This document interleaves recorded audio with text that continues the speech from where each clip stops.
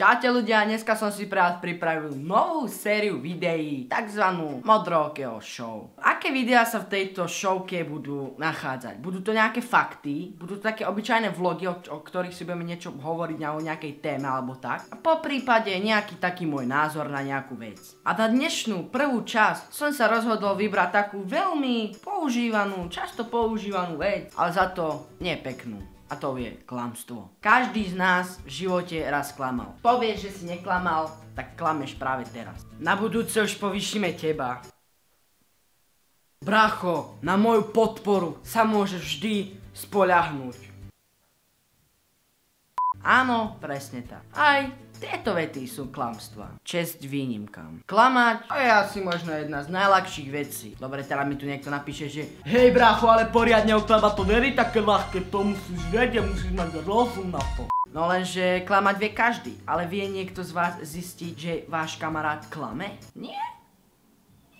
Nie? Tak ja vám to teraz hneď ukážem. Prvá vec, ktorú si všímajte na človekovi, či sa náhodou nesmeje tak trošku falošnejšie. Pre klamára je strašne, ale strašne sa úprimne zasmiať. A to si hneď veľmi rýchlo všimneme. Zoberme si jeden taký príklad, napríklad v škole, áno?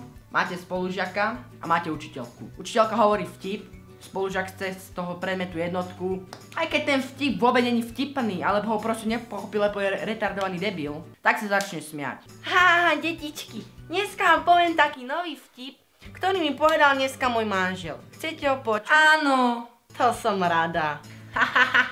No dajte. Nie je pravda, že v krčme pijem bez miery. Krčmár mi každý póldecák zmeria.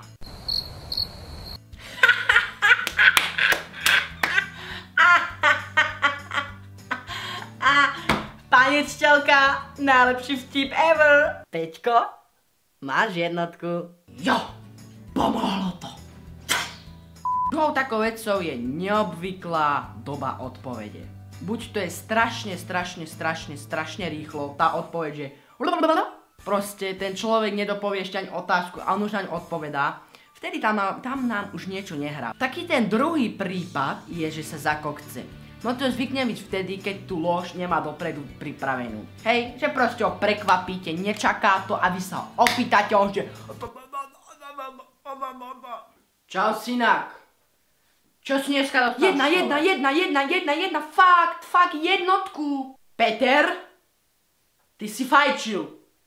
Videl som ťa. Ja, kdeže? Ja.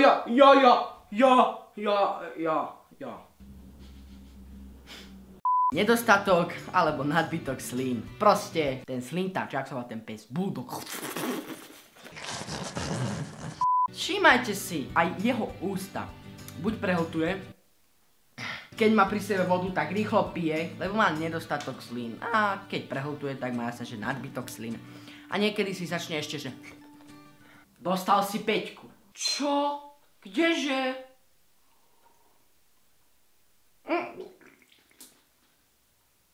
Pohyby tela alebo proste nôh. Všimnite si, keď vám niekto klame, tak nestojí normálne. Veľa z nás sa pohybuje hore, dole, alebo si ich takto prekryžuje, proste sa mrnží v kus a ako robí to, ako keby chce ujsť. No nedovolte mu to, ak bude chcieť ujsť, použite kombo.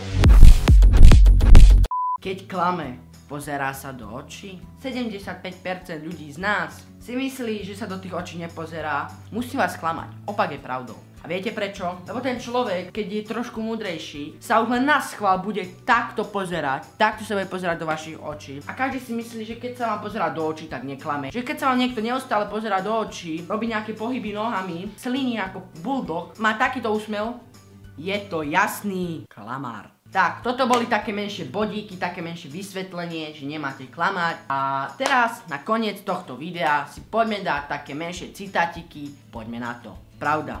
Podobne ako svetlo oslepuje. Naproti tomu klamstvo je krásne prítmie, ktoré zvýrazní každý predmet. Pravda, ktorá mrzí, je lepšia ako lož, ktorá potešuje. Najhoršie klamstvo je od priateľa, lebo dokáže aj zabiť. A teraz jeden citátik odo mňa. Nikdy never slovenskej vláde. Jo! OK, ľudia, ak chcete viac takýchto videí, takýchto témok alebo niečo takého, hoďte like. Ak sa vám toto videjko páčilo, hoďte like. Napíšte mi pekný komentár, čo sa vám páčilo, čo sa vám nepáčilo na tomto videu. Pozrite moje sociálne siete dole v popisku videa, máte ich tam všetky, sledujte ma na Instagrame, na Asku, lajkujte moju facebookovú stránku, ktorý z vás to ešte nemá. Zatiaľ sa majte, vidíme sa pri ďalšom novom videu, ktoré bude neviem kedy, ale bude. Zatiaľ sa majte a čaute.